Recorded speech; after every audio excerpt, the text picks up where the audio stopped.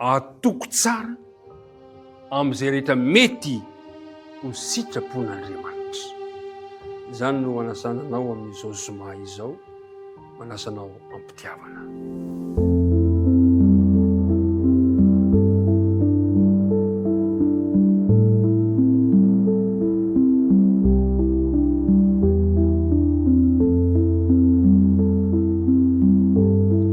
Miaraba antsika rehetra amin'izao famaranana ny herinandro izao, sady famaranana ihany koa ny telo volana voalohany amin'ity taona ity.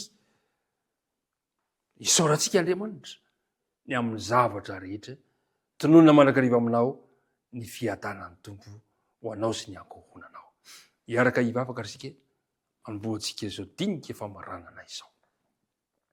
Andriamanitra tsara, tsara sady mpanao ny tsara ianao, nasehonao tamin'ny tsirairay avy ny fahatsarana rehetra izay mbola matoy izao anay ankehitriny.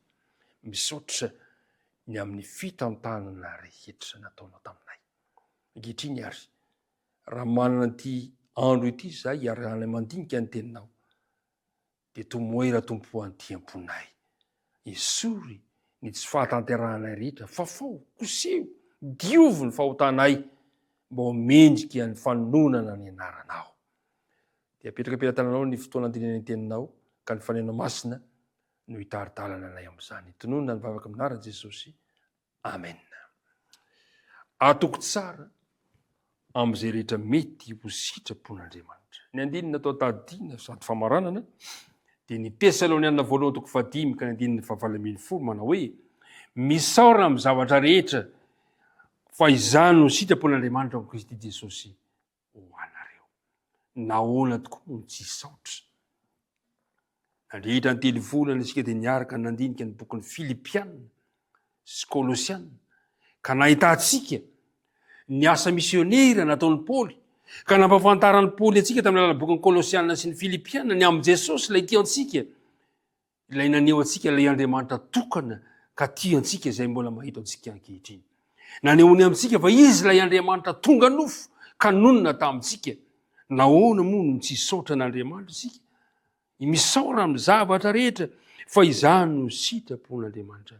Nasehon'ny Paoly tamin'ity herinandro ity ihany koa ireo mpiara-miasa aminy, ny velaran'ny asa nataon'ny Paoly, ny tetikady rehetra izay nataon'ny Paoly mba ahatonga ny fitoriana filazantsara ompony tsirairay avy, isam-baravarana, isam-piangonana amin'ny toerana maro samihafa, ka nampiasan'ny Paoly ny fotoanany, ny fitaovana teo am-pelantanany, ka nahatrarany an'ireny toerana maro samihafa ireny ny toriana filazantsara.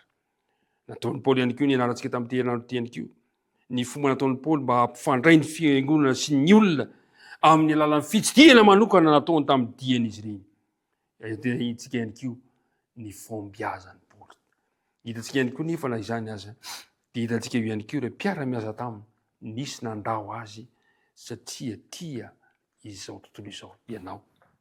Misaotra n'Andriamanitra ny aminao fa ianao mbola tsy nandao, fa mbola eto mandrakariva. Ary izay no mahatonga ny andinina atao tadiana manao hoe: misaora amin'ny zavatra rehetra.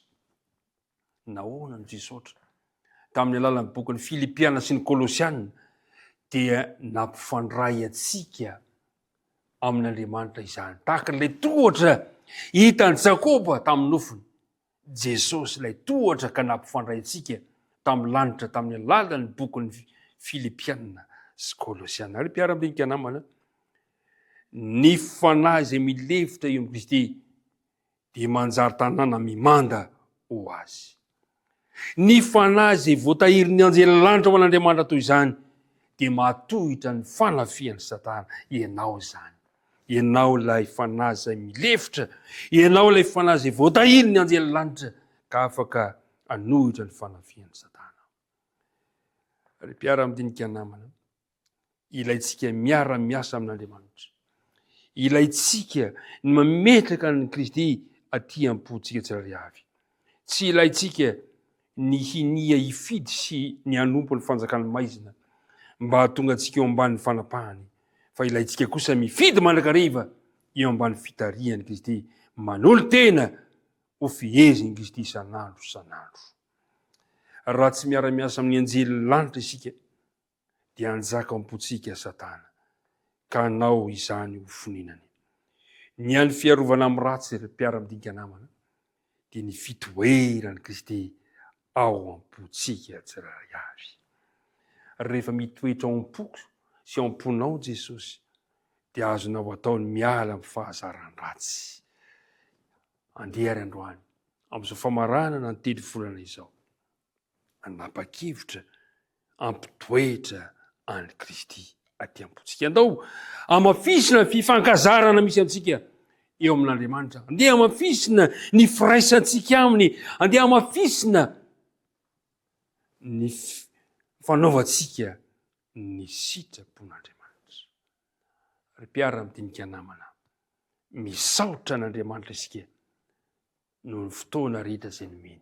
Misaotra anao ihany koa nahatra hatramin'ny farany tamin'ity bokin'ny Filipianina sy Kolosianina. Kristy mampifandray ny lanitra ity. Manentana anao indray, mampirisika anao indray mba ho vonina indray amin'ny 3 volana manaraka ny taritalantsika dia efa mivoaka amin'izao fotoana izao. Manentana anao mba handray ny anjaranao, mba afahantsika indray miaraka mandinika ny tenin'Andriamanitra satria izay no sitrapon'Andriamanitra. Tesalonianina 1:5 ka ny 9:20 manao hoe misaora amin'ny zavatra rehetra, fa izany no sitrapon'Andriamanitra ho Kristy Jesosy ho anareo.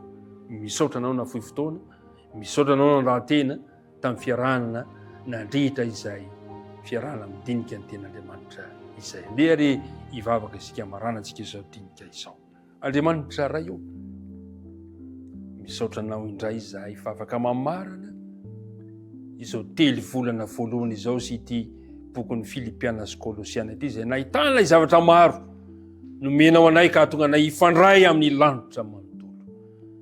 Misaotra anao izay ny amin'ny zavatra rehetra irenay Tompo, tsy handalo fotsiny taminay ireny dinika ireny, fa hitondra fanavaozana, hitondra anay ho eo akaikinao noho ny tamin'ny lasa izany. Dia mita iny mpiara-midinika rehetra, mita izay mahakasika anay ny fahasalamana, ny asa mandrara, ny fianarana, ny fiainana andavanandro, mita ianay tsirairay avy, aza mahafitompoana mahasaraka anay ianao. Noho ny amin'ny anaran'i Kristy nangatana vavaka. Amen.